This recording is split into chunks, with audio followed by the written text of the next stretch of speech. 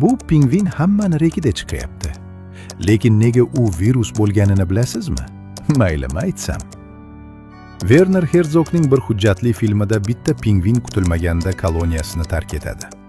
Ovqat uchun ham emas, sevgi uchun ham emas, xavfdan qochib ham emas. U shunchaki burilib, yolg'iz o'zi tog'lar tomonga yurib ketadi. Hech kim uni qaytarmaydi, hech kim tushunmaydi. Va Herzog bitta oddiy savol beradi. Lekin nega?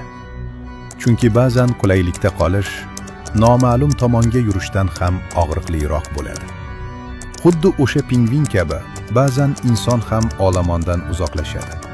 Yo'qolib qolganidan emas, balki u yerda qolish unga sekin-asta o'limdek tuyulgani uchun. Dunyo so'raydi: "Nega sen boshqachasan?" Yurak javob beradi: "Chunki men ma'nosiz yashashga rozi emasman." Yolg'iz yurish qo'rqinchli, ha?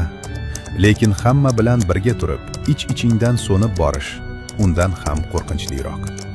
Shuning uchun agar hamma joyda qotib turganda, sen ichingdan oldinga intilishni sezsang, shubhalanma. Bu qalbing o'z taqdirini tanlayotgani.